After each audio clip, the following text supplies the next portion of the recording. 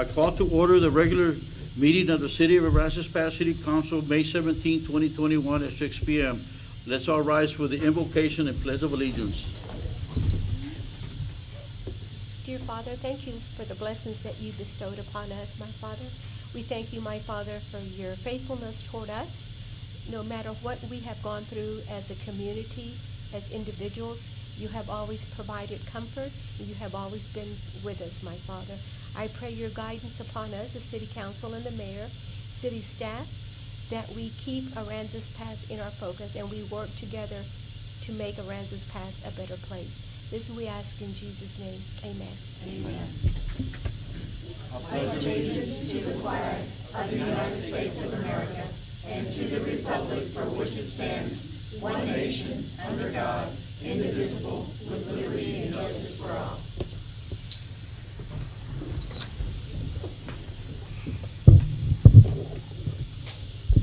Okay, now we're going to go to special consideration items, which is conduct swearing in of newly elected council member.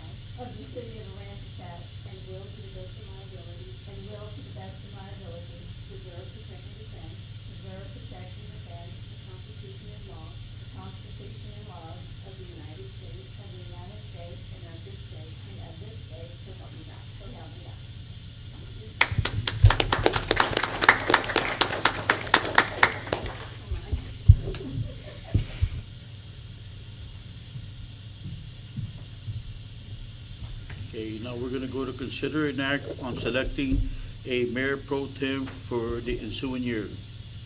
I'll make a motion that we elect Jerry Spence as the mayor pro tem this time. I'll second. All in favor? Aye. Congratulations. Thank you. Thank you, girl. Thank you. Thank you. Okay, now we're going to go to presentations and proclamations. It's the art sculpture at Brown Harbor Roundabout.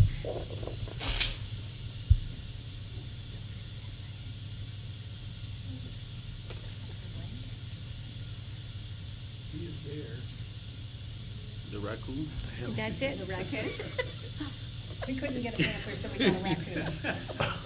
Is that going to be it, the raccoon? Yeah. I hope.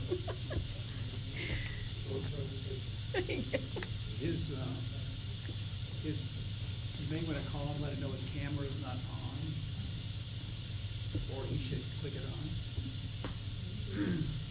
And I think he can hear me. Oh, There he is. there he is.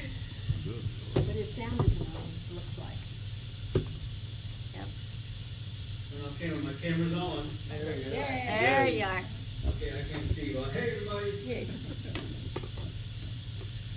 Let's go ahead and kick this off, and Kevin will give a little introduction here, if that's okay with you. This is Gary. Can you hear me?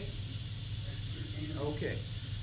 The committee to look into the sculpture for the center of the roundabout was formed. You appointed a couple of members from the council to that committee, and one of the members was and is Herb Lancaster.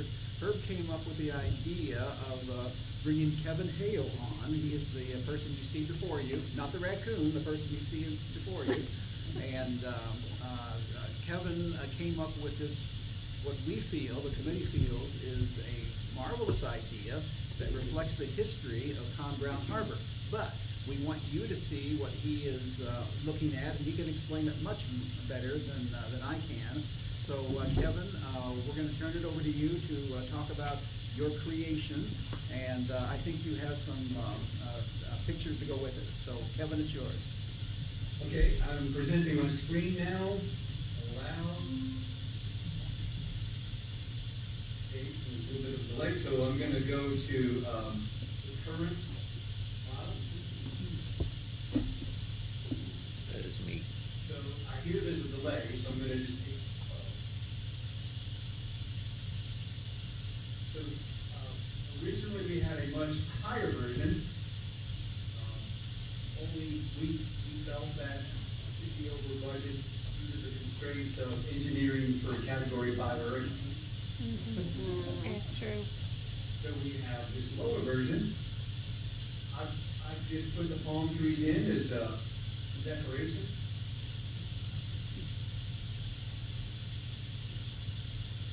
Just going to spin it around so we can see it.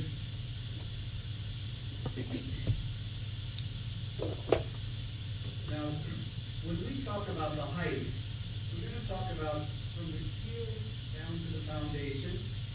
This is a 20-foot long boat with 24 inches off the ground.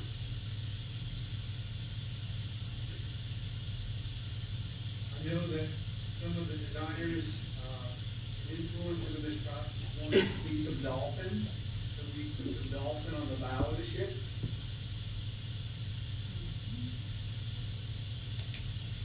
It's on an pedestal representing waves. The final pedestal design is not finally detailed. It can look like a bowl. We just put the wave pedestal in there as a placeholder. I'm going to move to the smaller version. This one, the keel is 4 feet off the ground. There's not hardly any more cost to add this height. Might be as low as $1,000 just to get it a little bit higher off the ground. I like the taller one. Now, the way this is going to be constructed is we have a method of using spray polyurethane foam with a polyurea hard coating. Polyurea is an amazing material. It was used in the Boston Big Dig. They dug the tunnel. They coated the rock walls that they had dug with steel for 100-year impervious penetration. Polyurea, we have a machine that sprays it on about 1/8 of an inch, and once it's cured in about almost 10 seconds, but once you let it cool down, you can hit it with a sledgehammer and you can't break it. You can dent it, but you can't break it. So it's an amazing product for exterior use. So it will be a metal frame throughout all of this, and using both straight polyurethane foam and white EPS foam that we use our machine to cut out. We will create this, but it will have a metal infrastructure. So these masts on top of the boat with these lines and stuff are all metal. And we are considering to use the 5150 metal that they built bridges out of, that when it rusts, it prevents it from rusting any further. The reasoning is, last centuries, so even if the coating we applied were to disappear, that the metal itself would survive. Not that I would expect that would happen. I'm sure we would want to consider maintenance. For us to go and take a look at it every couple of years to make sure it's all going okay. So it is a foam-based construction over a metal structure with a polyurea hard coating, but the actual coating is real bronze. We have a process, and this sculpture here is an example of a sculpture that has been applied with bronze powder in a resin. And once you apply it and sand the top coat off, it literally is bronze. You can polish it to a fine finish. You You can leave it in the environment and it'll patina. As you can see, this one turned green. And so as an added extra protection, you've got a bronze coating protecting the whole sculpture. So then the whole piece will look like a bronze sculpture, like somebody cast on a big mold. Some of the things we talked about was, how much stuff you actually see on deck. This is a computer model. I put this online. I don't think we need to have a lot of the details up on the deck. We have a lot of thought into considering positive drainage. There might be some holes both, so no water can collect on top. The rigging is all very strong metal, so if somebody were to climb on it and monkey around on it, that they couldn't break it off unless they had hacksaws or tools or something.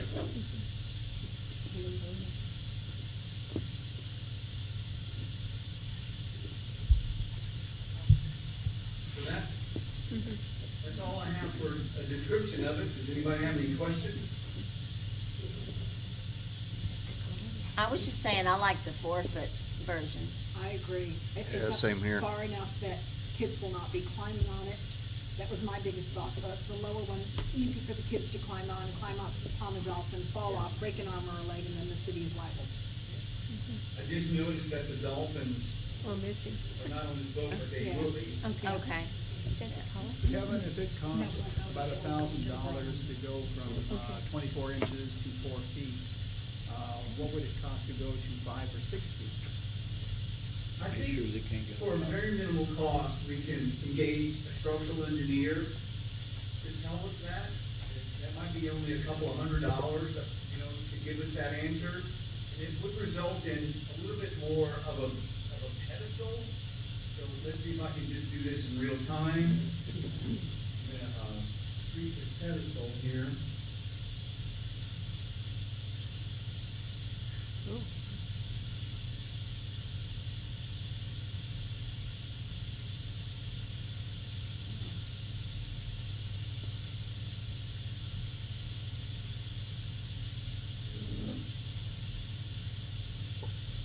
That's even better. You can't get on it now. Yeah, I So like we that. have a larger pedestal behind it. Uh-oh, this one. Behind the boat.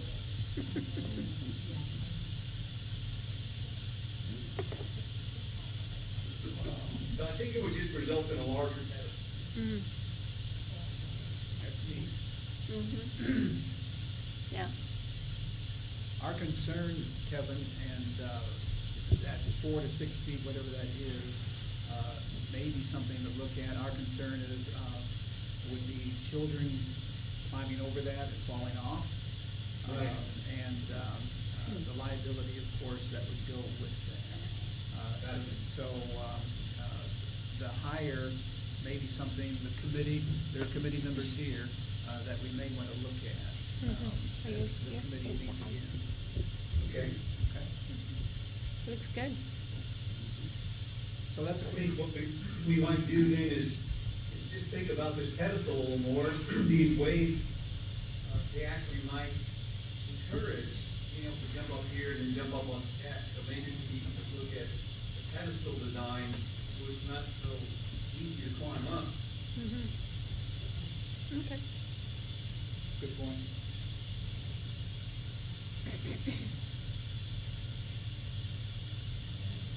Any comments? Any other questions? I like it. I like it with the dolphins on the front. Of course. And the higher pedestal, yep. We're picking up a generally or exclusively favorable comment toward it, Kevin. Yeah. So, which is in the meeting here. So, I want to continue talking with you about it.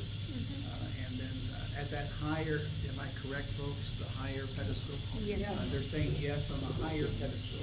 The last one you did in real time. I'd like to continue talking about that. Gary. What does anybody in the audience think about it? You all like it? Huh? Needs a propeller? Oh. A propeller? Someone in the audience, Kevin, said it needs a propeller. Yeah, you're right, the propeller's not on there. I think it looks great, but I actually, when thinking of something at that roundabout, I had been thinking something taller rather than broader. And I'm also wondering, you want to make real sure you're not obstructing the view as you go around that circle. Thank you. Yeah. Taller was the issue with the Cat 5 store. Taller is an issue with the Cat 5 store. Well, I mean, Not that tall, I guess. the boat is great, it's beautiful, and it's very representative of our harbor, but it is a wider, the boat is great, but it's just not, I was thinking something, a dolphin standing up straight, something taller, more slender, in that roundabout. Like the picture with cables around it? So you're concerned about the driver having an obstructed view? Right, right. Okay. When you're going around that roundabout, are you gonna be able to see around that curve of the roundabout with this, this Something to consider. Absolutely. sculpture? I don't know if you heard that, Kevin, but Yeah, I'm listening, that's why I was, okay. I don't know the exact size of the roundabout, but, you know, I'm trying to, It's a very large roundabout. It's pretty good. I figured it was, I personally like the insignia that's right behind you with the in pelican. the middle there. I think it represents what the natural I think it would be too Yeah. small you to know, obstruct I think if you want to see a boat, you're going to see plenty of them in Cotton Harbor. Yeah. But I think people come here for the nature and the view. Thank you. Thank you. Appreciate that. Mayor, there were a couple of comments online. Okay. We're getting comments online now, Kevin. There's one from Melinda Williams. It says, "I really like this prototype." And there's another comment from Rosemary Vega. "I love the idea of the shrimp boat statue. It honors the shrimping heritage." I have a question. Once we approve the design, how long will it take to actually, for construction and put up? Did you hear that, Kevin? At the end, yep. So the answer to that is, once it's approved, once council approves what you are talking about there, how long would it take to produce it? About 8 to 12 weeks, which is one of the reasons I'm encouraging you guys to not wait too long to make a decision, because we should be in production. Okay. Okay. What about cost? How much does it cost them? Cost. The cost right now, the latest cost we had, without this elevation increase, which seems to be fairly minor, is $48,000. Am I correct on that? No, it's 43. Yeah, Oh, 43. really? I remember him saying 43. And we're working to get donations for that. Correct. May I speak, Mayor? Yes. As the city attorney and the city prosecutor, I'm always reminded of crime prevention through environmental design. And so I definitely would agree with some of the messaging regarding for Ms. Salinas, making sure that it's not in any way obstructing the roundabout traffic to prevent any vehicular damage or accidents. I also agree with what Councilmember Moore said regarding preventing children from being able to easily climb the statute and fall off. I would also add, it's important to have it at a certain height to prevent any graffiti of the statute. And I also think that it would be important to recognize that people may want to take pictures, with postings and things like that as an area to remind them of where they've been. I don't know how you balance the height of all of that. That's what these wonderful artists and engineers are for, but certainly those are important factors to consider. Something else, Mayor and Council, that we plan to add that we've not talked with Kevin about, but it would be natural to add to this, and that's a plaque describing the history. There's nothing out there right now that describes the history of Brown Harbor, and it's a dramatic history that Brown Harbor has. In fact, there it is. Yeah, something like that. We don't know if that's where it'd go or some other place, but we have people looking into the price of that right now. So. Where's the picture with the one that was up high with the table? Wait, Mayor, there's also going to be a sign that says, "Welcome to Con Brown Harbor." The size of that sign might need to be relative to the size of the statute to prohibit any obstruction of either, Right, for people to be able to actually see both. yeah. The person doing the sign would work with Kevin on that, because he's the one who brought Kevin into it. Right. Any other questions for Kevin? No, no. Kevin, this has been very productive, and we're gonna be in contact with you. And, probably for the next meeting, which is not set yet, I don't think. So we'll be setting that next meeting, and we'll be contacting you, Kevin, prior to that. May wanna ask you to sit in on that remotely, and, we'll be in contact with you. Very good. One slight, another note on the graffiti aspect of it is, we also design restaurants, and we apply, some artistic painting and murals and stuff on the outside of restaurants. And once we're done, we spray a graffiti-proof, material on it, which is just a high-caliber wax. So if someone were to graffiti, you just, I think you steam clean it off and then reapply it. So there are good ways to make it easy if somebody does graffiti is remove it. Well, that's just good. Okay. It's not building it. Can we include that in the potential cost to see what the difference would be? Add that We didn't hear you, Kevin. sure, I'll add that into it. I know where to acquire that. Any other Alright. questions? No, Kevin, thank you very much. I appreciate it, and we'll be in contact with you. Okay, guys, thank you for being part of it. thank you, Thank Kevin. you. Thanks, Kevin.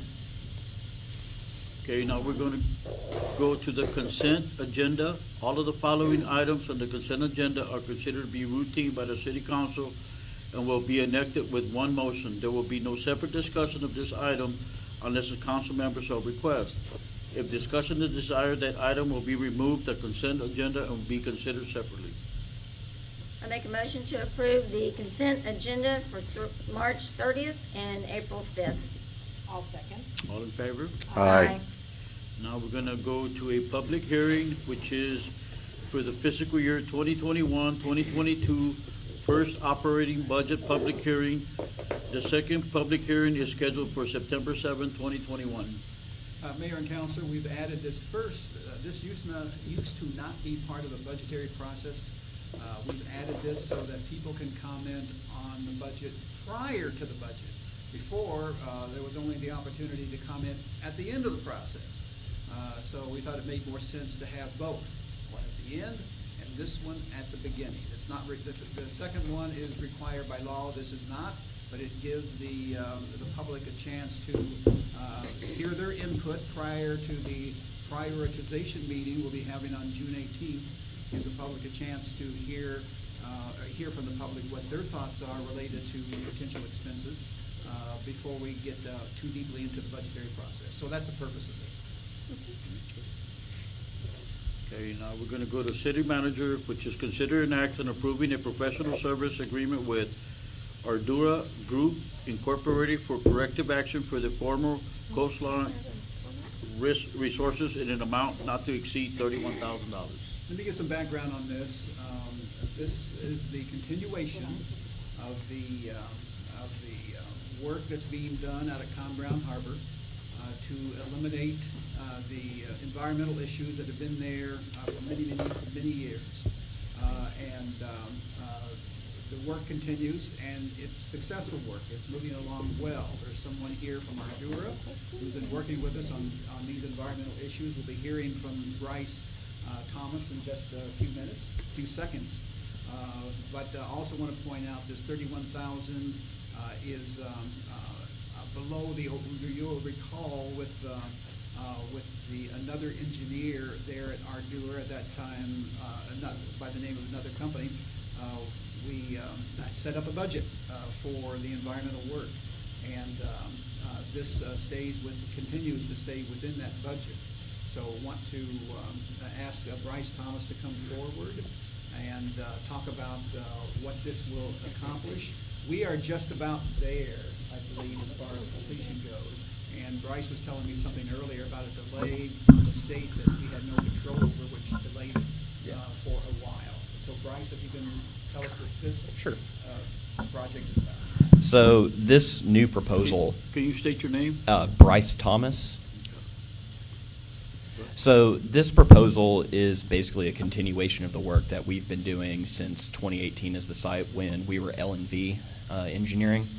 And we've gotten to the point now where TCEQ has agreed with us on the extent of the contamination in the groundwater at the site. This new proposal is to replace or rehabilitate 2 wells that we have not been able to sample correctly, and then to perform 4 quarterly sampling events with the results submitted biannually to TCEQ. The goal of this is to show them that there is no continuing ongoing contamination occurring, that everything there has been there for a long time, and that it's not getting any worse or spreading any farther beyond where we know it is. The goal of this is to show them that, and then pending all the analysis, we're going to request that they close the site out. We just closed out JBS the exact same way, so we're anticipating after this year-long sampling event and submittal that we should be able to request closure. Bryce, what is your position with Ardura Group? Environmental specialist. Okay. I'm a little confused. How come L&V hasn't been able to get the correct samplings, as you said? So one of the wells was put in by a former company, and it was put in right against the bulkhead, and to our knowledge it has collapsed and we are no longer able to locate it. The second well, it is there, but it's been hit by a mower while they were mowing, and it allowed sand to get down inside the well to the point where we can't take any groundwater out of it. How long do you believe it's going to take to get this cleared up? These 2 sites. So we're not really looking at actually cleaning them Well, to close out. To So close it out, yes. anticipating after the 4 sampling events and the submittal of the results, hopefully we hear back from TCEQ with the go-ahead in 60 to 90 days. Like Gary said, sometimes there's a hang-up with the paperwork. The last submittal, the reviewer did not get to it for a while, so it sometimes depends on them.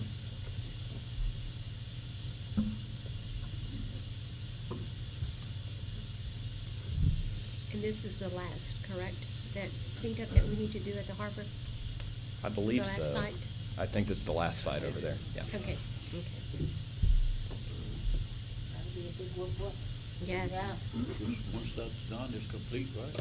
Yeah. And that's no small issue No. because DLO, as you recall, they are holding the liens over the environmental issues dating back many years. So that'll get rid of it. And these 3 environmental issues, that's what the TCEQ pinpointed before you were involved, pinpointed and said, you get these done and it's over. So we're about ready to get those done. So anyway, some additional background. Good. Want to make a motion to approve a professional services agreement with Ardura Group, Inc. for correction action for the former Coastline Resources site in an amount not to exceed $31,000. Second?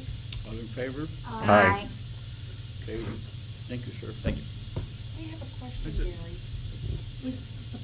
Were we not supposed to have a public hearing on the fiscal year? That's And ask exactly, any- I'm ready to comment on that. Okay. I don't I think was we kinda allowed enough confused. time I for was the public too. hearing. So on the budget, we went right to the next item. So if we could just open it up for comments, if there are any comments. Okay. Okay, I was confused. You want me to open up Public public hearing. hearing for the fiscal year 2021, 2022? First operating budget public hearing. And the second public hearing is scheduled for September 7th, 2021. Does anybody have any comments or questions on the Budget? upcoming budget? And it is all online, by the way. Not any comments or questions. My name is Myron Schrader, 246 East Stoddard. One of the things I would like to see added, and it came up when I was talking about the storm pumps, if we could get something a little bit set aside each year to upgrade what we have.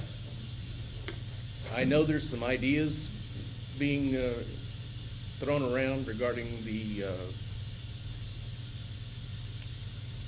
Euclid Street pump station. And with that deep well there, it's not going to be easy to replace the pump because it's just going to burn out again. So hopefully the other ideas will work, but if we could, put some extra money aside, if possible, into the budget to improve these systems, upgrade what we have, just, repair what we've got now and then start upgrading it and bring it up to par. We have to do something about the flooding in these areas. I know all three areas in the storm, around those storm pumps were flooded pretty bad, and even the rest of the town as well. And once that drainage gets fixed, it's all gonna dump down there anyway, most of it. So we gotta do something about that. So I would like to see a priority given to, basically I call it hurricane safety, to remove the water, keep the water from coming in and remove the water that's coming out. So thank you, that's all I have. Thank you.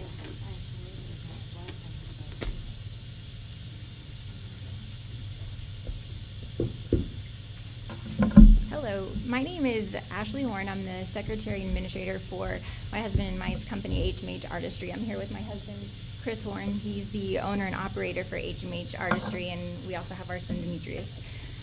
We've been in business since 2008. My husband, Chris, has experience in HVAC, plumbing, electrical, engineering, design, code compliance.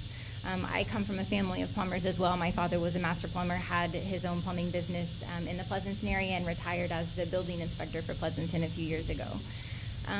Chris has built uncountable square footage, he has uncountable hours of experience. I'm a retired school administrator. I retired a few years ago to stay home with our son. Next to God, our family is the most important thing to us, and so after that, we moved, the year after Hurricane Harvey, we moved to Copanoco, which is where we reside now. There was a property there that had been completely destroyed. The people that were renting the house left, and nobody returned for the year. So whenever we saw the property come up for sale, we drove down to take a look at it, purchased it, and just within a few months, we were down here, and my husband, Chris, spent the next, I think, about 70 days cleaning the property up, getting all the debris out. There was a house there that had to be taken down. I imagine the house was beautiful in its day. It had some beautiful, just the woodwork in the house was beautiful. And so rather than just completely tearing it down and letting it be a complete waste, we did take the wood down and build the cabin where we reside now in its place. So it's kind of a neat story. I have a question for you, and I Yes. don't mean to interrupt. Sure. Does this have to do with the budget? Yes. Oh, it does Yes, have to it do does. with the budget. Sorry. Okay. I thought maybe it was just comments. No, Okay. no. So here we are a few years later. We've purchased 4 lots on South Rice Street. As this right here in Aransas passed, and so as the secretary for our company and dealing with the administrative duties, we looked into the utilities there, water, sewage.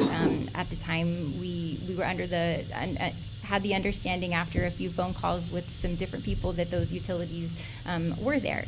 So we purchased the properties in December. So a few weeks later, Chris was in contact with OSE from the city, looking at some of the designs that would be acceptable for the area. And once that was determined, I think it was Burl Smith who advised us, make sure you check into utilities before you go any further. So thinking we had already done that, but we went ahead and we reached out to the city again. And in speaking with Jeff, he spent from the water department, he sent out a team to confer that there was water there, but there's not sewage. So we, bought this property with hoping that we would be able to develop it immediately. And this is our family's way of life. That was our, that was what we were having. Those were going to be our next steps. So I know where there's a will, there's a way, and God will make a way.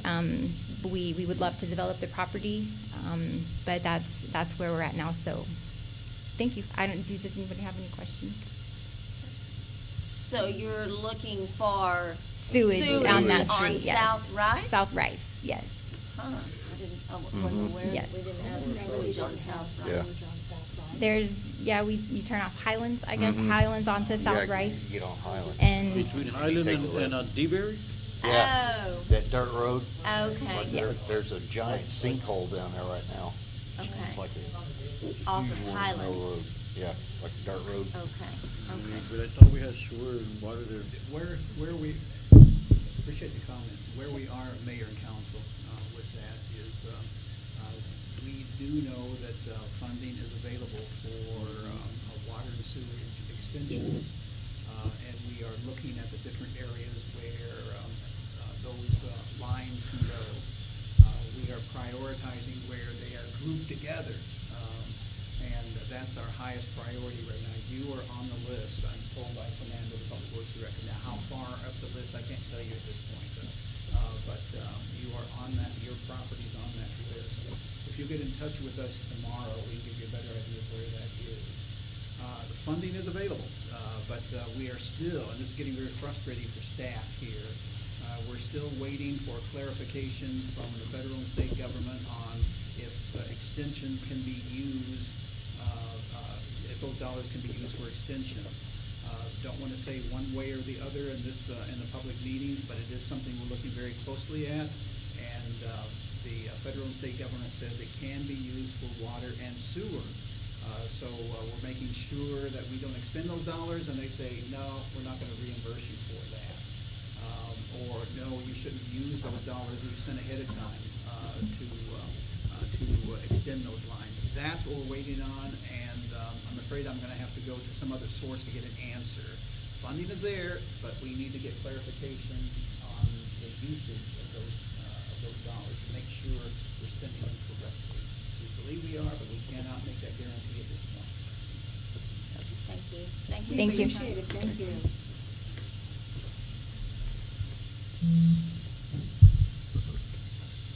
Since we're on that, and I guess we should also put some money in the budget for some of our baseball fields, stuff like that, the parks and whatnot.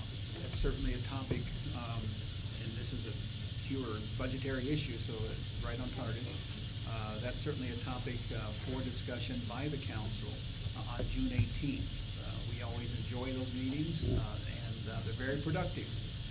And we follow your direction, at least for a portion of the budget. So that particular item we anticipate coming up, and I know you'll be here for that meeting, Mayor, and will Yes. campaign aggressively, if not viciously, for that particular item. Okay. Any other questions or comments? Okay, well, I declare this public hearing closed. And now I guess we go to consider an act on approving the request from Diamondback Gun Shows for hotel occupancy tax monies. Yeah, Mayor and Council, are you doing, yeah, Mayor and, oh, no, Mr. Rios is here. Mayor and Council, this is the result of the meeting that was held by the HOT Committee, Hotel Committee, and a recommendation that came to the committee for expenditure of funds for a particular event. And why don't we begin with Sandra? Sandra, why don't you talk about what came out of it? And then Mr. Rios, when specifics come up, then if you wouldn't mind coming forward, if it's okay with Mayor and Council. Sure. Good evening. We met last week with the gun shop requested, had an initial request of $5,000 from the hotel motel tax. The committee met with them. We discussed, their success of how many, heads in beds, which is very important to us and all of that. And after doing the math and having that discussion, the board went ahead and approved and is recommending to the city council for a $1,000 contribution given to them from the hotel motel tax, not the initial $5,000 that they were requesting. So the board did go ahead and is recommending for the council for a $1,000. Is this the first time this event is held in Aransas Pass? No, the gun show has, Well, I know the gun show's always here, but I didn't know if it's the same gun show. the gentleman purchased the gun show from the company that would put it up. He had his first event this past time in April. He's had one in January, and he has one he's had the one in April, and then he has 3 more. He's got one coinciding with the Shrimpery, and then there's 2 more after that. Okay, so there are a total of 5 gun show events that they're going to be having here at the Civic Center, and they had over 65 to 70 vendors there at the Civic Center for that one gun show and the one in April, the most recent one. Do you know what the attendance was? I believe, oh my God, I totally forgot this was, I believe he said somewhere in the neighborhood of 2,500 people throughout the weekend. Obviously Saturday being the more busier days, and Sunday not as much. And he did remind us that was a really bad weather weekend as well. That's true. That weekend that gun show was held. They anticipate having a better turnout when it's the Shrimpery event, and I believe that there's going to be a fishing, because now it's a gun show / outdoor sporting event, and there may be a fishing How many tournament. vendors did they have? You said 60? 65 to 70 vendors. Okay. How many hotel rooms? The vendors were the only people that he assured us had stayed in hotel rooms for the nights of Friday and Saturday night. So when we did the math out for the 5 shows for the whole year, that amount was like in the neighborhood of $940 of hotel motel tax collected for the 1 year that he would be having the event. So that's why the board recommended not the $5,000, but only the $1,000, lower to $1,000. And they block off the rooms that we know they're with the gun show, or? Yes, and that was, Renee did That's talk to the them important about, and thing. he did talk to them also about promoting, also staying in Aransas Pass. Absolutely. And when they do their advertisement and all of that, not just coming for the gun show, but also to stay in the city and promoting all the hotels. Any more questions? Because in hotels and RV parks, we don't get anything for RV. Yes, that's what he made that very problem. clear. Yeah. Yes, he made that very clear to them also. You got it. I think Mr. Rios, would you like to speak? Mr. Dominique was unable to, I'm Hector Rios from Coastal Bend Kayak, 1044 South Commercial. Mr. Dominique was unable to attend the event, and as you had stated earlier, it's same old gun show. We're trying to evolve more than just the same old gun show. I'm actually bringing in my 4th annual Redfish Bay Kayak Fishing Tournament, and we're going to have it on the same venue. And as far as we know, we're going to be the only kayak fishing tournament that's going to be on the same venue as a gun show, and vice versa. This will be the only gun show in the entire state of Texas, or in the country, as we know, as far as we know right now, that will have them different, 2 very different venues, but then again pertaining to the outdoor sporting show. So we're just trying to evolve from the gun show to the outdoor sports show. So eventually we want to bring in, anything, biking, birding. Of course, I'm bringing in the kayak fishing tournament, and I'm just coming in not as a partner or anything. I'm just sharing the venue, basically. So that's why I'm here to go ahead and answer any questions for Mr. Dominique, as he was unable to attend. I think it's, I thought it was kind of a win-win, with 2 of the events coming together to bring in more people. The Shrimpery thing, he's unaware that Shrimpery was that weekend. And I thought after all, why not? I think it would be good. They're actually going to be parking the vans and shuttling people right across the street at the old college and high school there. So there is going to be some actual visual where people are going to see, hey, there's something else going on here. And also it's at a low cost point. So I don't think we'd be taking anything away from Shrimpery, at a $5 entry. So that's basically half of what your Shrimpery cost is to get in. So I don't think we're going to be actually taking anything away from Shrimpery. If anything, we're just going to try to put some more beds and heads and build this, use what we have. And what we have here in Aransas Pass is, of course, our beautiful Redfish Bay. So use exactly what we have to promote this event, make it a little bit bigger, and just see where it goes from there. We even have some plans that we'd like to meet with Rosemary on going out from that, because we're pretty much already getting to where we're outgrowing the Civic Center. With the amount of people that we bring in for that particular day, the parking and everything, we're getting to where hopefully we'll outgrow it too. So we're looking at doing some other events with Miss Rosemary and talking about those. Does that mean you're going to join the chamber? Yes, I am joined. I've been in chamber member for years. Oh. Absolutely. Yes, ma'am. Okay. I'm a member of the chamber. Yes, ma'am. For years. All right. Yes. Good deal. Well, I'll make a motion that we approve the request from Diamondback Gun Shows for $1,000 occupancy tax monies. I'll second. All in favor? Aye. Thank you so much for your time. I think it's a win-win for Aransas Pass altogether. I agree. man. Yes. Thank you. Okay, now we're gonna go to consider and act on resolutions supporting a study of water resources and the future water needs of San Patricio and Aransas counties.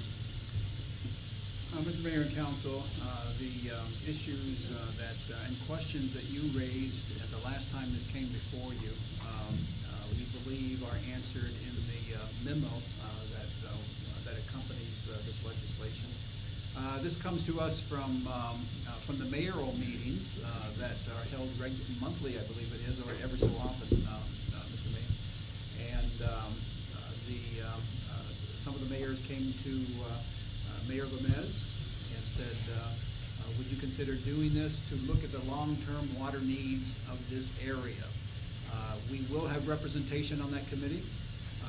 And it'll either be myself or anyone that you would like to recommend. Usually I'm told that oftentimes it is the city manager.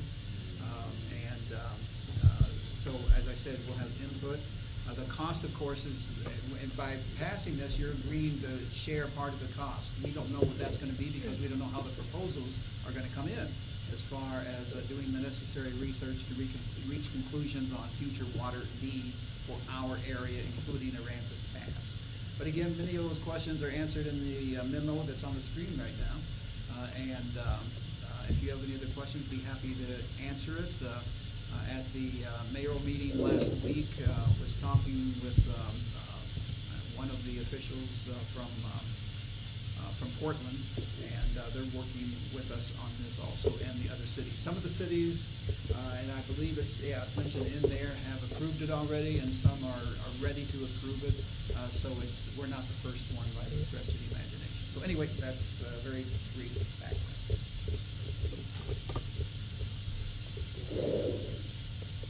So if we approve this, we're going to approve to whatever the cost is to Aransas Pass without getting a heads up before. Yeah, there's no way to know at this point because we have to get the bids to find out what we are. Yes, but you're correct. That is correct. It's like signing a check. It's Yeah. like signing a blank check. You're rolling the dice.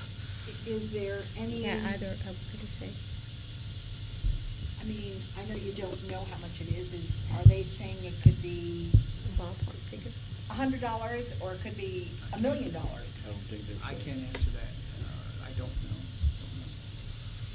I know it's gonna be, before it's all over and done with, where they're hoping that everybody in the county is gonna go for it. Well, I know that. And the more who join, You of don't course, know. the smaller the cost will be. Sure, and it's something that we have to do. I mean, It's about the water desalination plant. what did you say? What? I mean, it's to see further study on the water. That's just my opinion, of course. As far as do we need another, or do we need a desalination plant, or? Well, the citizens don't, but the what the Industry. does. Industry does. We don't Yes, need to pay for the industry to have a desalination plant. I Oh, agree. no, we're not paying for that. No.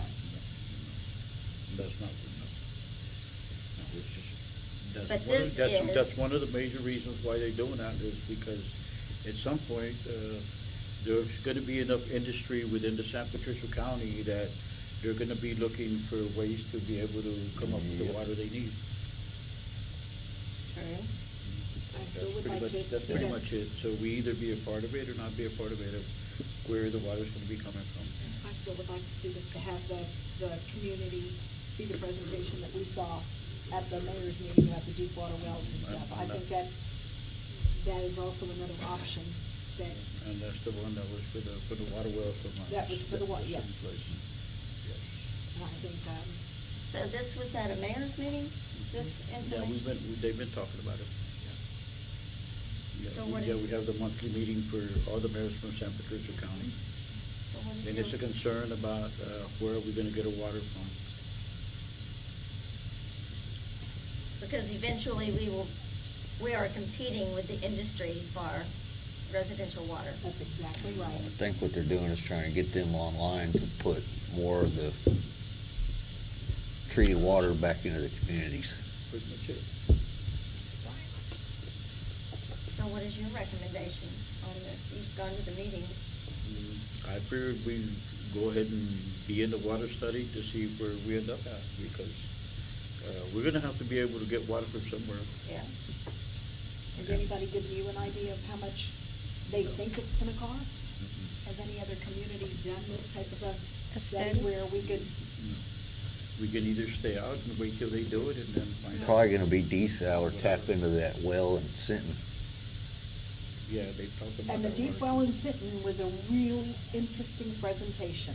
Oh, yeah. I'm telling you, that was I really enjoyed that presentation, and I think I'd like to see it again, have the community see it. That'll It's cover. a lot of water. I think it's like for 400 years or something. Well, I can see why Ingleside, Portland, and Gregory have taken action to approve this resolution, because that's where the heavy industry is. Yes. But if they take all the water, we get nothing. Yeah, but we're still getting from the San Pat Water District, that's why. I see your point. Yeah. Well, we probably still be just as dribble. If You'll be able to take a I was shower gonna- every 3 months when you put all Because, those because if dribbles you're looking, together. because if you're looking at, I mean, Portland and, Ingleside, the ones that are having the heavy industry, Yep. you know, they're gonna say, well, we need more of the water than the Aransas Pass does. Absolutely. But yet we had to pay the same fare of the cost for the study. I'm just concerned of approving something without having, it's like signing a blank check, and that's the Yeah. one thing I do not like to do. It's a blank Wish check. I could tell you, but there's no answer to that at this point. Can we put like a cap on it? We won't, the check won't be more than this amount? I Yeah, but I don't know. We can table it then. That would be Absolutely. picking something out of the air anyway. Well, I'm just not comfortable with Oh, I agree with that. giving them a I blank think check. we're a little bit more comfortable with it. Yeah. Rand suggested Yeah, maybe table we it. could table it for now and get some more information, see how long do we have for this? I don't think there's Yesterday. a time limit. I don't think so. I don't recall, we were talking with, They have a set. we were talking with, Portland last week, and, do not recall any time limit associated with this. Do they What I have- would like to do, if you wanna table it, which is fine, I'd like to, Mary, I'd like to bring it up on the 25th, the work session, and I can have someone here, who can, maybe have some more details.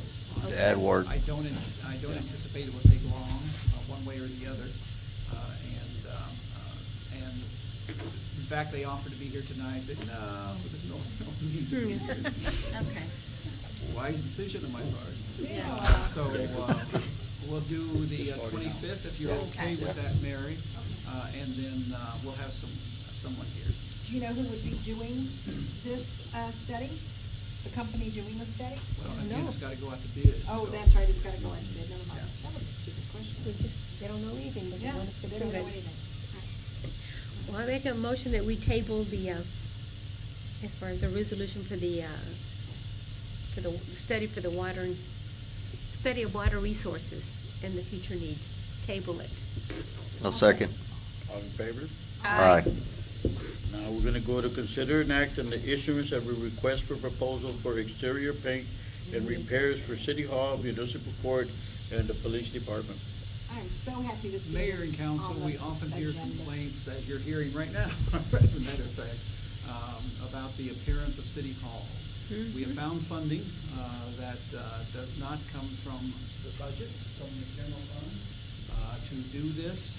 So if you're so inclined, we'll continue to go in the direction of going out to bid and getting someone to do the painting and some repair work on the front. There's some rotten wood out front, and we'll address that as part of this also.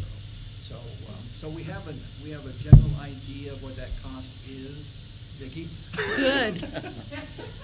We have a general idea what that cost is because we got an estimate first. Good. But the funding is there to do it. But of course, the bids will be the determining factor. Right. What's the cost on it, Gary? Well, we gotta go out for bids. No, I think he's got halfway. It was somewhere 60, 70, somewhere in there. What color are we considering painting it? $60, $70? Well, What? we're looking for a new Pink. vision for the city, okay, and doing downtown. We ought to go with a coastal color, not something drab. I would like to see a coastal color on the city. Don't you look at me like that. See, who's giving you the dirty look? The bald guy. We can always paint it. They're gonna paint, yeah, they're gonna paint the PD pink. No. There we go. Pelican pink. The color is open, it's a matter of, what Right. can paint do you take, this one or that? Right. 52 was that's the estimate. Bids could come in different. Thank you. That gives you a general idea of what that probably could come in at. And then we'll discuss the color. We'll discuss the paint that you want to color it. And, Like what? so yes, Oh, the color. Yes, sir? Yes, sir? No. No, we don't like those. We're thinking about purple for you. I heard that they were gonna put the paint in one of your sprayer, Oh. and they just, yeah. So, but Yeah, it's a good idea. get it done all in one day. Well, I make a proposal for us to go out, You make a motion? I make a motion, sorry. I make a motion. We're gonna make the proposal for pink, okay? To go out for RFPs for the, exterior paint and repairs to City Hall and all the buildings. I'll second. All in favor? Aye. Okay, now we're gonna go to the monthly municipal court report. Good evening, Mayor and council members. On our report, it's very simple. We had 106 cases filed for the month of April, 110 convictions filed, CAPES pro fines, which is also like a warrant, 33 were issued, Class C warrants 60, signed 15 warrants for the detectives.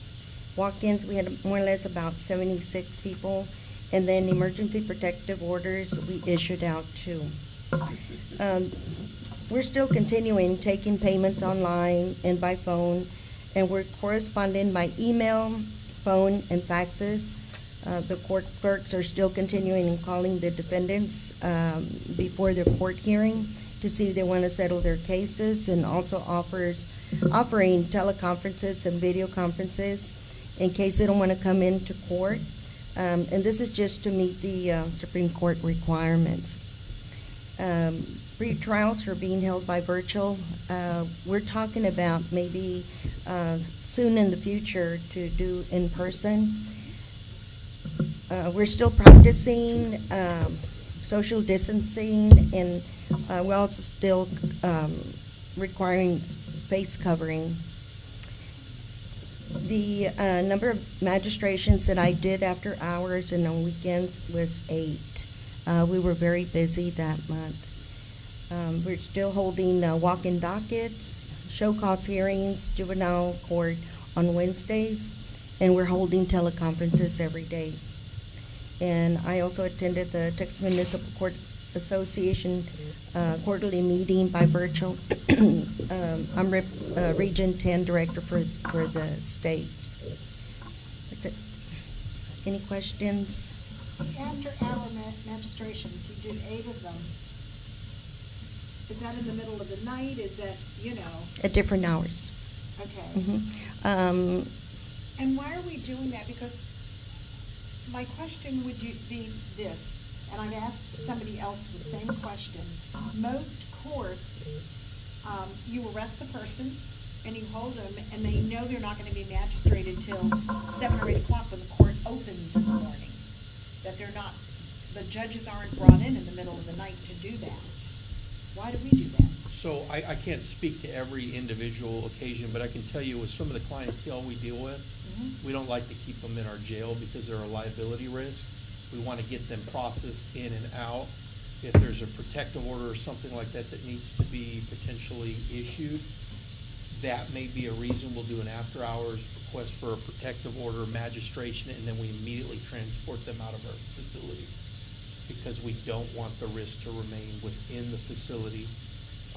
That's what immediately comes to mind. I can't speak to any other circumstances. Right I now. believe, if I can follow up with them, this month, or the month of April, was very busy. They were short-staffed, and so the night shift wanted to clean up so that when the morning shift came in, they didn't have to deal with that. Because they were running short with staff. That's from what I understand. And also on weekends, we have people arrested on local or KPIS fines, and so we'd like to take care of those and get them out. Pretty much for the liability, we just get them in and out. And the weekend would be another example of trying to magistrate them and get them out.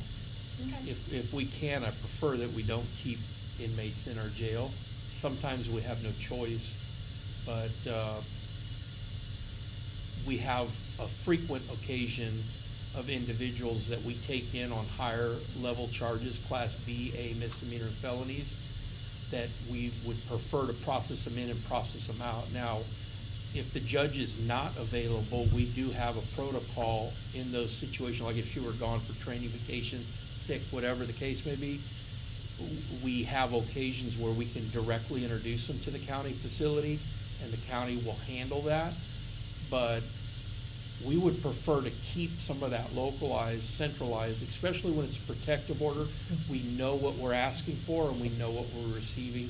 Many times the officers are the requesters for those orders because the victim is refusing to cooperate. But yet if we don't step in, the victim may end up dead next time.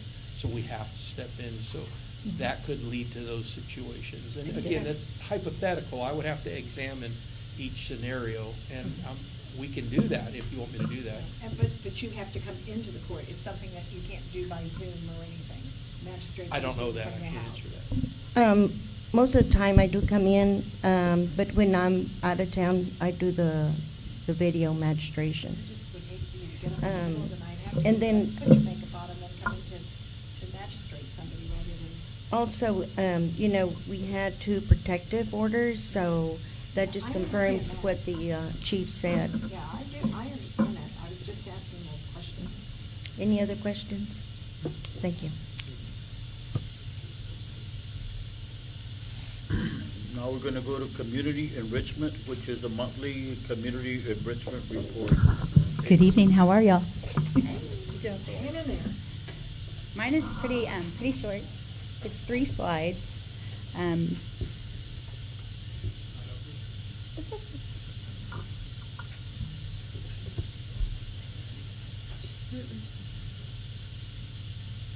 I can start.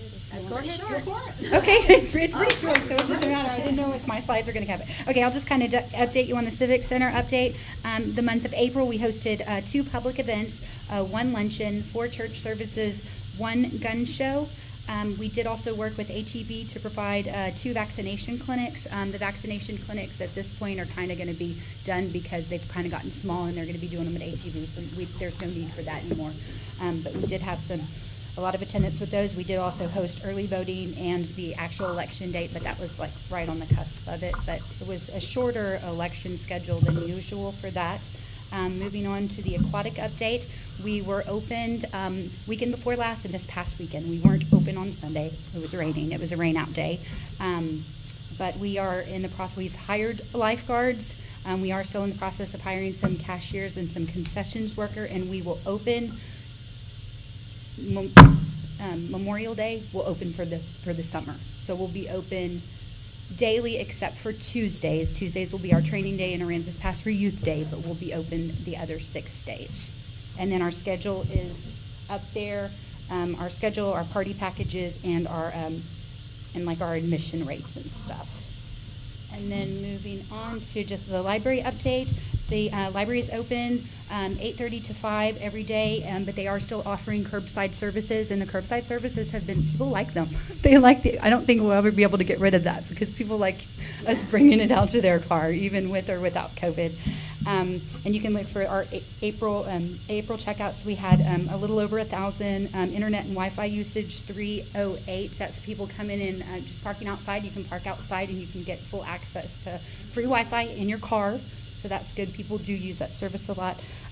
Total library visits a little under 1,400, and our Overdrive checkouts were 160. Overdrive is an app that you all can get that you can. I mean, it's free with a library membership, and you can just rent books all day long on your Kindle. I use it all the time. I know Sandra uses it, but it's a pretty cool service if you haven't done that. And that's really all I had. We did, going back to the Civic Center, we did have a little bit of flooding in there that we were dealing with today, but we've got that pretty much under control. And do y'all have any questions? I have a question. Yes, ma'am. Are the schools not booking the pool for any kind of parties? They used to have like... They do. Our month of May is going to hurt because of that. And yes, like today we had a party of 150. It was kindergarten kids, but we are probably at 40% of what we've done prior to COVID, because the schools, see, they still have guidelines that they have to follow through. Like with graduation and stuff. So we are having some of them, but like 40% of what we generally had that really helped us in the month of May. So we have a party on Wednesday, but like tomorrow we don't have one, So we had one today, we have one Wednesday, but not Thursday and Friday. Okay. So. A couple of people asked me why we close at 6 o'clock during the week, because they're getting home, and it would be great if they could they know that on Friday night that you're open, but they would like to see if there's a way to open a couple of extra nights for family night. We do family night on Monday, so we're open Monday from 6. We close at 6, and then we reopen for family night from 7 to 9, I believe. Is that what it is? Something like that. I didn't see that. Yes, at the very bottom. Yeah, so we do a Monday evening, and to be honest with you, I don't know if it's because it's Monday, but it hasn't really been that well attended. And then we offer happy hour like from 5 to 6, where they get a very discounted rate to come in for $2. And then Fridays and Saturdays, that's kind of a moneymaker for us, because we close it down, get them out, and we have our private parties come in, and those are very popular. Like we sell out of those.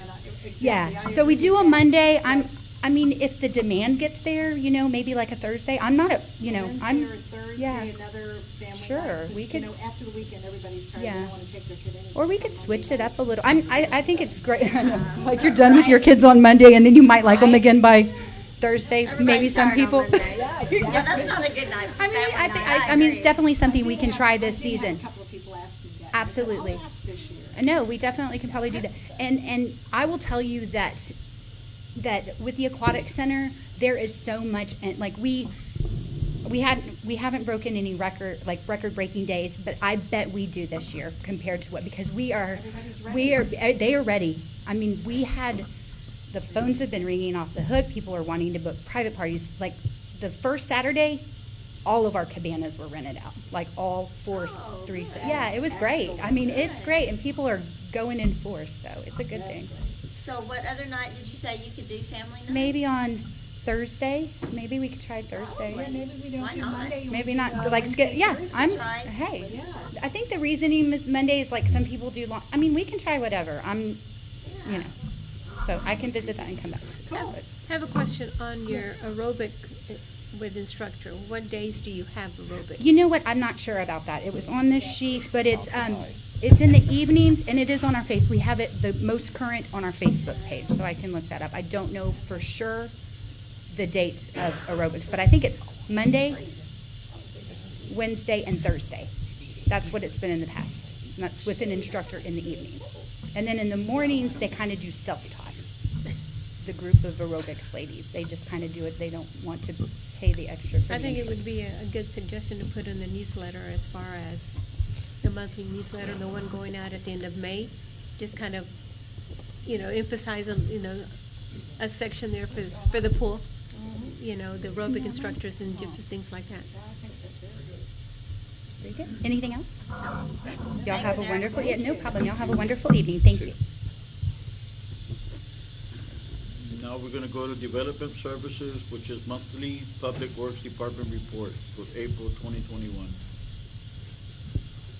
Good evening, Mayor and Council. You have the reports in front of you on the utility, streets, and overall project stuff. I'm not gonna go into detail on that because I wanna go over the actual projects that are going on, give you an update on where those are at. I do wanna mention that we have switched over to a new work order system, where anyone in the city can create a work ticket and it automatically sends an email to the department it goes to, and it CCs me and the supervisors. And the crew leaders cannot close the tickets out. Only myself and my admin can close them out so we can verify that they're being completed. So we're shortly going to be switching over to a different report because that program should be able to run the reports for us instead of us doing it manually. So it's working out good. A lot of the city departments are doing it. It's working out. We're working with PD now on the call-outs on weekends. They just send the ticket out that way. Before we had to come pick up the on-call report.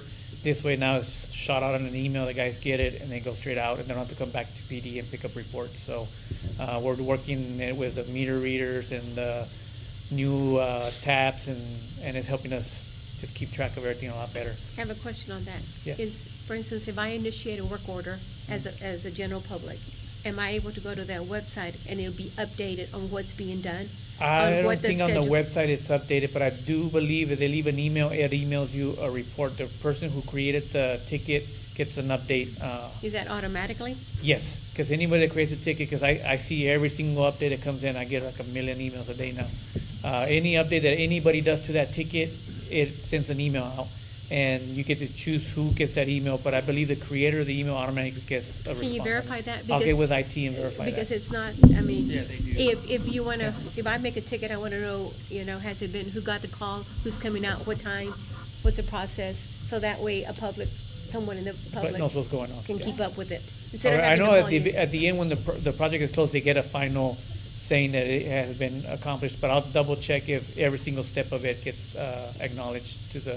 An update. Yes. Because Yep. it can take a while there, I so. have a question. I know we can't do any major repairs on Johnson, but can we get That's, holes filled? that is part of the project, with the CDBG DR project. Right. The storm is getting replaced on there. I know. And that's, I think, the next set of But we're projects coming waiting. out. That's not the question. At some point, we're gonna get them started. Yeah, On okay. Johnson. So we can't just fill the holes while we're waiting? Yes, I'll make sure that, I know with this rain, it just made things worse all over town, but yeah, we'll keep filling them in. I'll send a crew out there. I know today we're working on storm pumps, but tomorrow I'll have them work on that. The bulkhead, the contractor has mobilized. Last week they started moving in and starting ordering the materials and staging areas. Hopefully here in the next couple of weeks we get moving more, and they're gonna start working on the filling areas behind the bulkheads first, and then we'll start coordinating with the businesses that are gonna be impacted more when we start doing the actual replacement and repairs on the caps. The electrical at the wastewater treatment plant, they have ordered all the MCC panels that are coming in. We got word they're being delivered the first week of June, and that's when we'll officially kick that project off. We already asked the contractor that they start reporting the beginning of the month on their progress at every first meeting of the council, so that y'all are up to date and hear from them as well. Storm pump stations, we got permission from y'all to go out for bids. We're receiving the plans, we're gonna start reviewing them so that the city has a chance to review them before we bid it. So we're looking at bidding within the next 2 weeks and then hopefully awarding in June. The CDBG DR projects, as I mentioned, we got 15 projects there. We've already gone out for bids on Stappen McCampbell, waiting on some final approval from the GLO to award it. Wearing and Wheeler is out for bids right now, and we're actually opening bids this Thursday. So the next meeting in June, we'll be bringing that to you for awarding. And the next project coming out will be Johnson and Highland, and that's scheduled to start going out for bids in the middle of June. SCADA project, the contractor has mobilized and they started already setting up the foundation for the antennas that will go at the lift stations. They did 4 last week and they got 6 more to complete this week, and then they start bringing in the control panels and start doing all the wiring. Clarifier project at the treatment plant, the material started being delivered today. The contractor will be here next week, and we're looking at 2-week turnaround to complete that project. On the digester project at the treatment plant, we finally got a hauler to start hauling the sludge, so we're gonna start getting that stuff out. Once it's empty, staff will do the aeration system in-house and get that old bullseye plant from the treatment plant repurposed into processing sludge faster for us and make the plant more efficient. The Harbor Road project, as you can see, is moving along. All the roads are paved. They're working on the sidewalk now on Bigelow. Gary and I went out there yesterday with the rain event. There are some areas that have some holding water, so I'll be meeting with the contractor and see what we can do to address those areas. We're doing a utility risk assessment that's required through EPA. We've hired a contractor to do that. It's kicked off, and the report is scheduled to be submitted to EPA in June. And they're just doing an assessment of where we stand for any type of cyber attacks or attacks on our water system. Good. So it's a requirement now by EPA, and we've kicked that off, and they will let us know what areas we need to improve on with that report. And then finally, the Motel 6 utilities, we've awarded the project. We already did a pre-construction meeting. Contractor is ordering materials, and once he gets a date for when that material will be shipped, then we'll kick off the official notice to proceed. We're looking at 40 days for completion on that project. Any questions? I have a statement more than a question. Okay. I think we need to be a little bit more concerned about the hoses for our pumps. Yes. I know it happened at the Maddox Street pump, and Mike and I had said it was gonna happen because that 120-foot piece with the nozzle was laying right up against the curb, and I said, it's gonna take some smart-ass kid to throw it in the harbor. And when I saw the notice that it was missing, and I said, I bet you that's the Maddox one. Yeah. So, we have the Harbor Masters building now, so maybe that particular location, we can store the, hosing and stuff in there. We need some, what do they call that tape that seals everything? Flex tape. Yeah, you need to put some flex tape around the holes that are spraying out of the hose. Yeah, So- on the hoses, they had picked them up and put them back out Friday in preparation for the storm. And on Euclid, they also stole one of the hoses out there.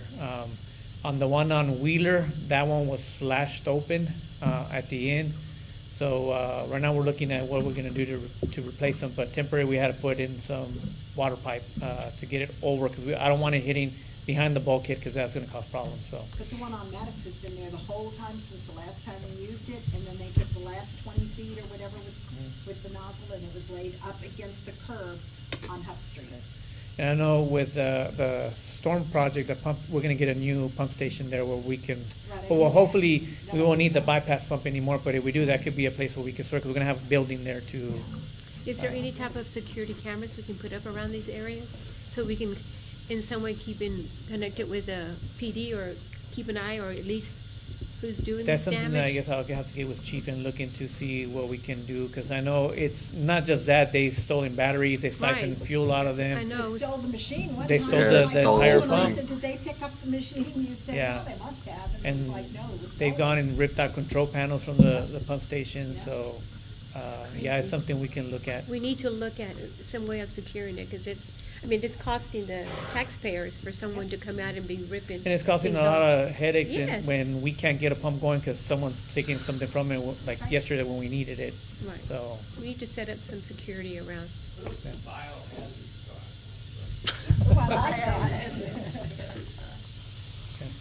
Any other questions? Thank you, Fernando. Thank y'all. Sure.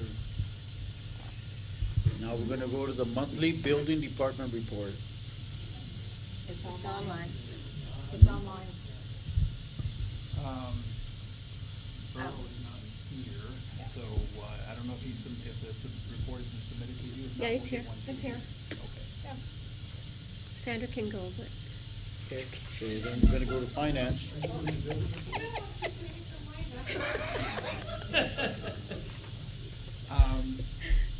All we have then is what you see before you. Okay. Earl is not feeling well. Okay. Okay, All right, so finance? Finance, we're gonna go to consider next on ordinance approving a budget amendment to the fiscal year 2020 to 2021 budget. Hi, good evening. We're trying to do budget amendments only twice a year, one mid fiscal year and the other one closer to September. This is our first budget amendment for the year. Basically, the majority, what we're asking is, the PD received some donations, so did the fire department. We received a settlement from a lawsuit, and we're just appropriating that money. So this is money that we had not budgeted and we'd not anticipated receiving. So we're now just trying to appropriate it to the appropriate line item. Some of these expenses have already taken place because the money was received a while back. Some of them haven't. I know that we're gonna be requesting about $48,200 from the San Patricio Water, the drainage district, for some repairs on Wright Street. The city received, we're calling it a donation of $10,000 for the street paving. There at the water tower, we received a settlement agreement of which we were using $59,509.30 for the upgrades that we did to the boat ramp, so that's already taken place. The fire department received $1,600 donation. Police department received $1,300 for their tire take-back event, and the animal control received about $1,000 donation. So we're just appropriating those funds in their expenses and their expense line items that the department would like to use that money in. And that's pretty much what the budget amendment that you have before you is. Do you all have any questions? I make a motion that we approve the budget amendment to the fiscal year 2021 budget. Second. All in favor? Aye. Now we're gonna go to the monthly finance department report for April 2021. Okay, do you wanna go to this, there you go. Okay, this report just is a summary of all the funds. It's just by fund, not by department. And overall for the month in general, our expenditures exceeded our revenues for the month. But if you look at the year to date, our revenues way exceed our expenditures by like $2.6 million year to date. So we may not have done good in the month of March, but overall year to date, halfway through the fiscal calendar year, we are in good standing. Good. So you'll see just the following slide is a representation of revenues, where they are as for the budget. The other slide is a representation of expenditures in relationship to actual versus budgeted. And we're gonna go 2 slides down to the property tax. This is a property tax collected year to date for the fiscal year. We're at $5 million collection as compared to 2020 and 2019. But we also have to take into consideration that we have assessed more taxes, our property values, and therefore our collection is going to be higher. The following slide, which is the sales tax, this is my favorite. You'll see that our sales tax collection is up. We're up from 2020 and we're up from 2019, and I can tell you that we're up from 2018 as well. So these numbers are holding steady for us. We're having growth. We're seeing people coming into our area and shopping locally, and that's what we'd like to see. The second slide is overall collections for the month, for the year-to-date overall between all the 2 cents that we get, which is the half-cent from crime control, the half-cent from MDD, and the penny that the city receives. So that's the financials for mid-year from March. Do you all have any questions or any comments? I think we're going in the right direction. Yes, we are. Thank you. Thank you. Now we're gonna go to public safety, which is consider an act on approving a memorandum of an understanding between the city and J.J. Fox Construction Incorporated for the period beginning June 1st, 2021 through May 31st, 2022 for the installation of sea gates. Thank you, Mayor and Council. This is a customary item that we bring to you in the event we're having a hurricane event. We'll need somebody to install those heavy sea gates. This is that item for that installation, and there was an increase that's reflected on here. He had to go up a little bit this time around, so it's something we have to do. Why did he have to go up? His expenses also have gone up, I think, kind of with everything going up right now, so.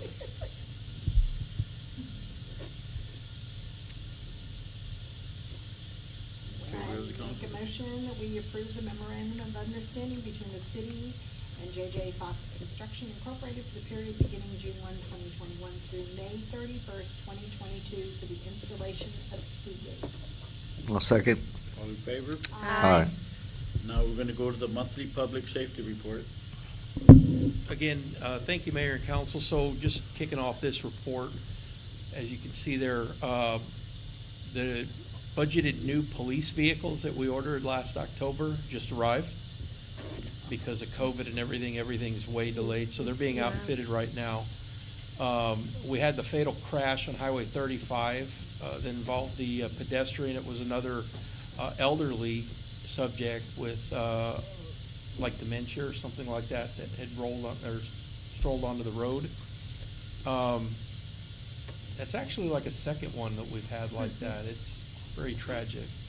We had on April 19th the officer-involved shooting, which y'all have now seen the internal investigation on that situation. Internally, the 3 officers involved in that shooting that resulted in the death of the individual have been internally cleared. They are still pending the investigation by the Texas Rangers, who are doing the criminal investigation and will present their findings to the district attorney and then to the grand jury. Now, what takes longer on that investigation is the autopsy report, toxicology, and forensic evidence as well. So bullet casings, bullets recovered, they all have to be matched up. I personally have reviewed this entire situation. It is very tragic, the outcome of the situation, but the officers had no other alternative but to have to return fire and stop the individual. In his shooting spree, he actually, one of his rounds actually struck a motorist that was pulling into the gas station, took out his headlight and radiator. The motorist realized what was going on and fled the location before the officers ended up returning deadly fire. So it's a very tragic outcome, tragic situation, but our hands were forced. We had no other option. The officers involved are back to work. We don't wait for the grand jury investigation when it's as clear and open as it is in this situation. We need them to be back to work. We have had them suitability tested to make sure that mentally and everything they're there. We've provided them with services as may be needed, and they are doing very well. As you may notice, I did not release names. I will resist that because neither they nor their family nor anybody needs to endure anything further beyond what they've already been forced to go through. So animal services, we had an adoption event that was good. The animal control officers also went through their advanced training, so they are now advanced certified in animal care services. We provided 664 hours of training. We had a new SRO, but we lost that SRO. He was forced because of private medical related to a family member. He has to move because of the care of that individual. He does want to come back if he's able to. So, you know, if we have opportunity, we would be receptive to bringing him back. We now have another applicant that's a very strong prospect for that position. Plus, we filled our last vacancy with a gentleman who just started today, so we will be introducing him to you in an upcoming meeting. We have a dispatch supervisor applicant in our background investigation phase. Because CID has a rather extensive report, I've started having his report broken out so that you can read individually what he is involved in. And some of the highlight takeaways from the CID, criminal investigations, are one of our regular miscreants that engages in criminality in the community. We were finally able to entice the ATF with him, so they are taking him federally. And as I've told you all in the past, anytime I can move a case from the state level to the federal level is a win-win for all of us. So hopefully we'll get some good results on this, and that comes by virtue of our close relationship through our TFOs and everything. They help mend that and create that strong relationship between us and the feds. So we get a lot of successful cases that go federally because of that relationship. There are some other notables on there. I'll let you guys read through them. Then we have our survey that we do, and the survey is picked random. You see high scores, and I can't tell you why they're high. Sometimes people will give us, you know, a little bit lower scores, but we do try to pick them randomly, not direct them. We want honest, valuable feedback because we can't improve where we don't know we're failing. So this month it was all favorable feedback, and then you got the breakout of calls for service as well as traffic stops, because those are two hot items that people like to know about. This report will be public and online on our website at 8 o'clock this evening. Any questions or feedback on that? Thank you for all you and your department do. Back to you, Mayor. Thank you. Okay, now we're gonna go to the monthly fire department report for April 2021. Seems like forever since we've been able to stand up here and do a report, huh? Yeah. For the month of April, we ran 75 total calls. To give you an idea, that's 30 more calls than we ran last year in April. So our calls are continuing to go up. A lot of that is due to some of the medical stuff that we're running now for the city. And to go along with the medical stuff, we've been really lucky with Dr. Blanchard about letting us bring in new innovative stuff that we weren't able to do before. And two things that the guys got trained on was Narcan, which the officers have always carried, but because we're first responders, we had to have a protocol for it. So Dr. Blanchard helped us with that, as well as one of our firefighters that I think you guys are going to see a lot more of. He's basically took all the EMS stuff and just ran with it. He's really good at it. He came from a department where they ran an ambulance. And so another thing that the two of them worked on was for us to bring in this, it's basically an innovation tube called an eye gel, and it allows us to intubate patients even at our level. And it's kind of a foolproof, it just goes in and allows us to start administering 100% oxygen to them right off the bat. Two great things for the department to be able to go out and do now. So along with that, we had lots of training on that. Even I got to do some, which is always interesting when Chief has to go do stuff. Lots of building construction, just different type of training stuff. And the total for our training hours was 138 hours for the month. I've always told you guys are always training for stuff all the time. Every day they train on something new, every day. Inspections. They had seven inspections done. We have now started bringing some of the firefighters in that have the inspector that we trained them for, and we're getting them out in the field. And the good thing about getting, like our captains doing the inspections now, is it gets the firefighters out there with them, and they're going through the buildings so that they're familiar with the buildings as they go through them. So that's another really good thing for them. I wanted to talk to you about the hydrants and kind of give you an update about that. Since we got started with it, we have now gotten 31 fire hydrants repaired. Now, when we talk about fire hydrants that needed something, we didn't have 31 down. We had just 31 that needed some type of maintenance done. And my guys are now in the process of going back and retesting those hydrants and repainting them like we do every 2 years. So by doing this, we were able to, with Fernando's group, to work with IT, come up with a system that he pretty much already had in place, but allowed us to be able to communicate directly with Fernando and his crew and us, that we were able to get all these hydrants now working, because we had, I guess, issues between our programs and their programs trying to talk, so we just scrapped that and started over with a whole new program. And it's really working out well, and I get about 1 million emails a day too. So every time somebody touches that tracking system, every time someone touches that tracking system, it sends out a new email to let you know that something's happened. So 31 hydrants being fixed. I think we had a total of 75 that needed something. I think maybe 10 needed, they were down. But as far as I know, all of those are completed. Yeah. So hydrants are moving right along. Now we're talking about out of about 480 hydrants to only have maybe 20, 25 left. That need just some type of maintenance done to them. We're doing really good in advancing forward on that. It'd be nice to see them all working. Yep, they all work.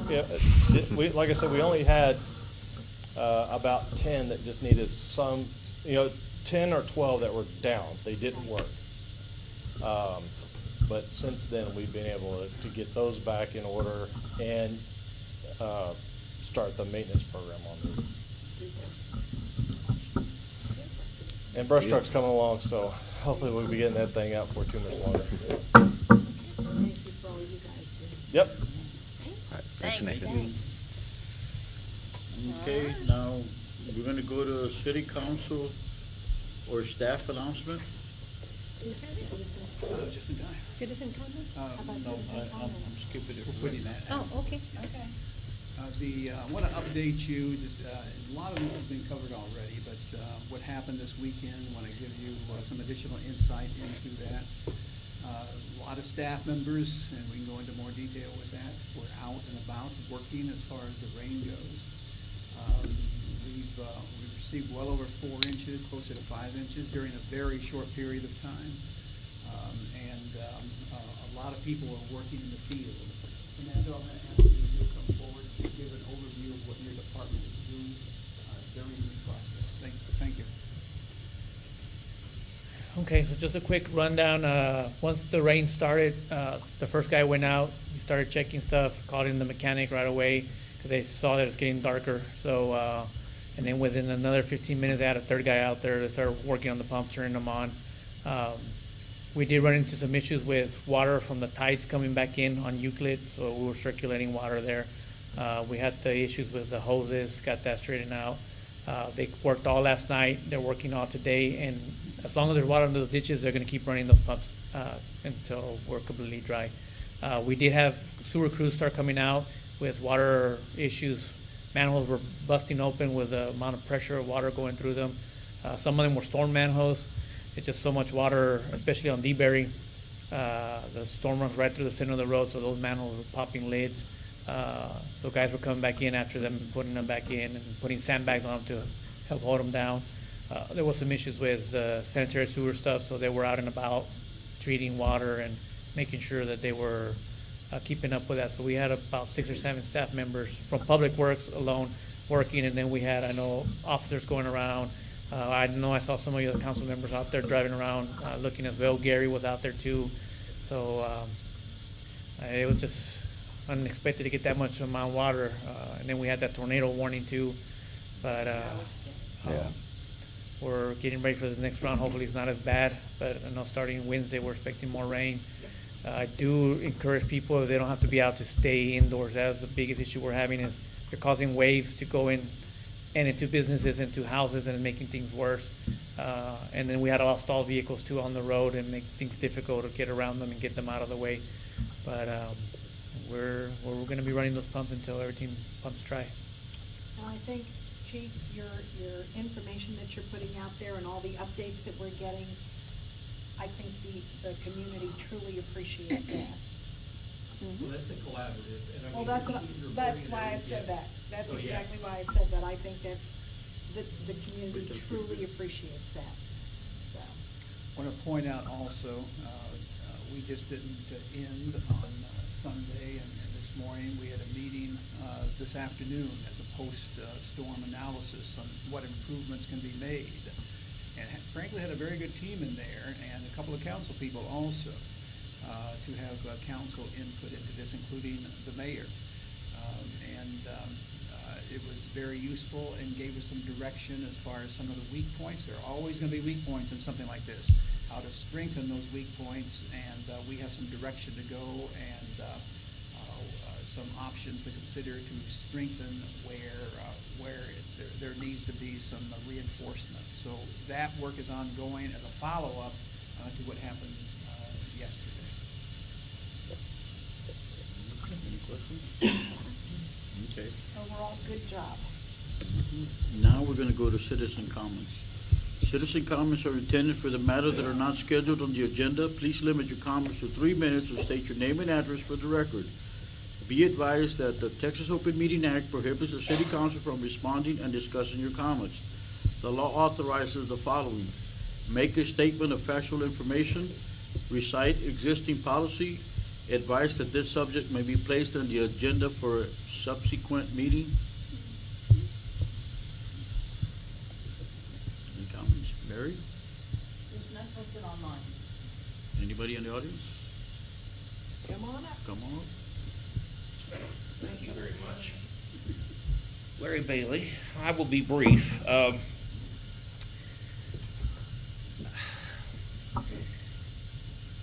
In the last 6 months, we've had several major problems, dissatisfaction with the government, and it's not with you.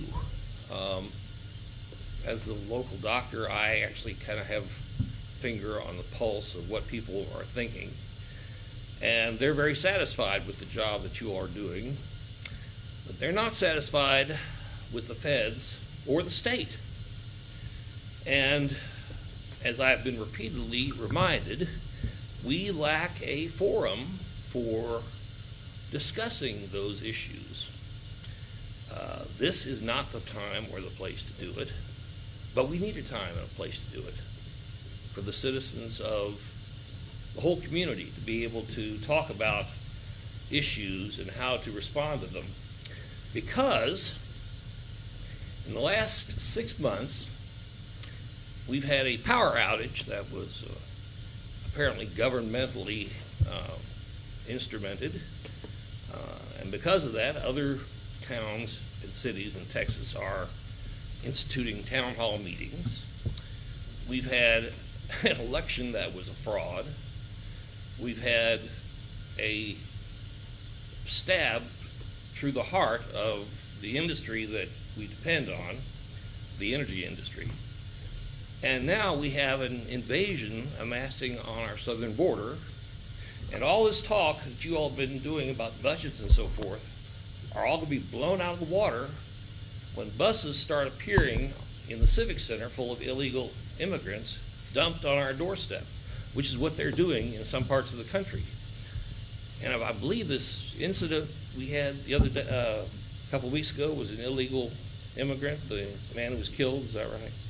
In the shooting? No, actually, he was an individual who, him and his wife No? moved here Okay. legally because they were trying to escape corruption south of the border, but no. Well, we can expect more. I don't have to tell you. What I'm asking is for you to provide a place, a monthly town hall meeting where all the citizens can come and vent their frustrations and offer suggestions. Right now, if what I mentioned happens, if we have 6 buses pull up and drop 100 illegal aliens at the Civic Center parking lot and pull off, we are not prepared to deal with that.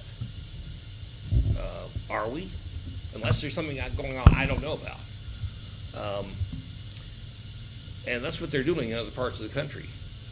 We need to talk about these things before they happen and have a plan in place. 3 minutes. That's what I'm asking. So I don't know how to go about doing it, but I want you to come up with a solution. Thank you. Thank you, Dr. Bailey. Anybody else?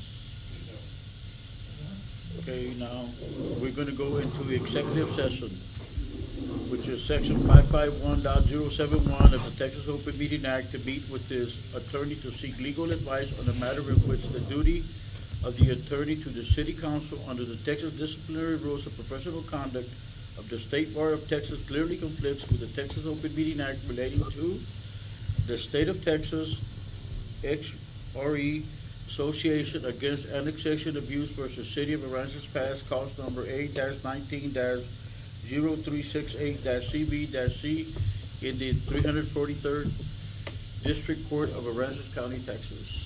Mayor, It before you is go into executive 7:48. session, before you enter into executive session, I think that the Councilmember Knight may not choose to participate in this annexation discussion in executive session. Is that correct? Yeah, I know we talked about it because of that signature, so I don't know if I should or not. Okay. The governing body would have to decide whether or not they want to proceed with having Councilmember Knight in executive session. Should we do a roll call?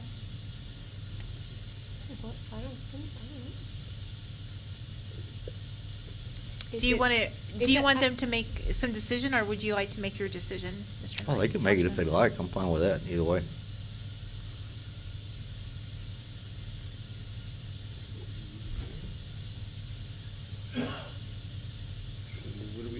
Okay, let me be a little more specific. I'm just trying to be Well, I didn't transparent. know whether we just need to say what we think, or whether she wants to make a roll call as to the way we're voting on it. I don't know.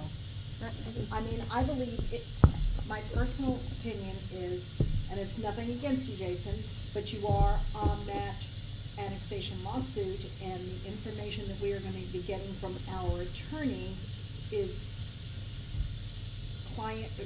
privileged client information, and you're on the other side of this. No, I've signed it. I've explained this a million times. I'm not on the other side of it. But your signature is on that lawsuit, and It's not on a lawsuit, it's on a petition. It's on the petition, you're right, it's on that petition. So, the city council and the governing body is entitled to go into executive session to discuss attorney-client privileged communications. It has been expressed that there's possibility that Councilmember Knight might have a conflict. I cannot waive the opportunity for him to remain in executive session or not. That is something the client holds. We're going to go into executive session, and I want to make sure that the client is fully aware of what their options are. Their options are whether or not they want to proceed with executive session involving Councilmember Knight participating.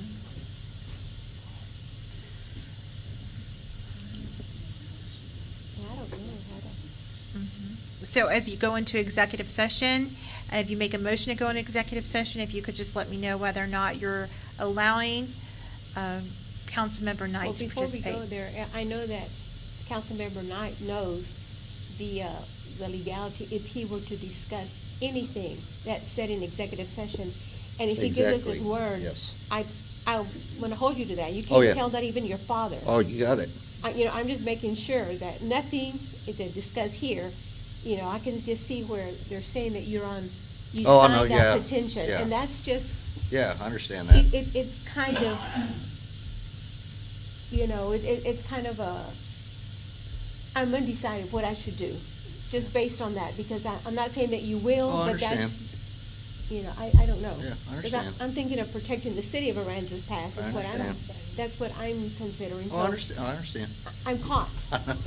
If I can vote 50 yes and 50 no, I don't know if I can do that. But you see how I feel. Oh, I understand. You know, Totally. so if you feel like, you know, for the best, maybe I should just step out.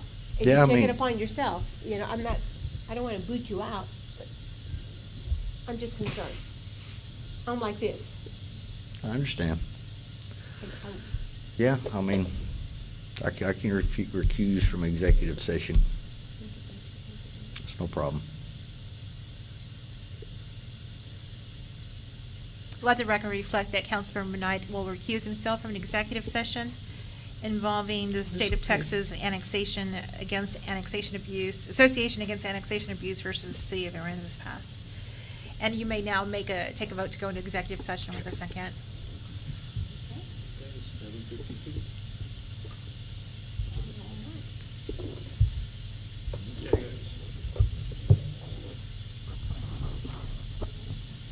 Did they take a vote?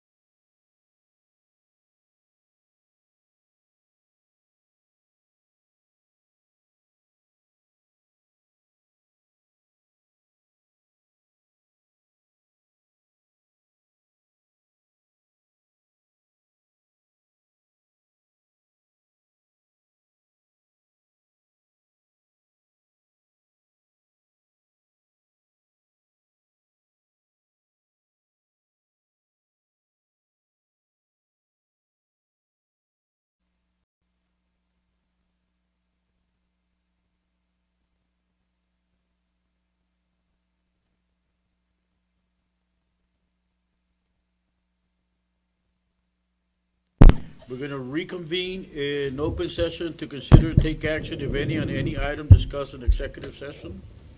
No action taken, and I make a motion that we adjourn. I'll second. All in favor? Aye.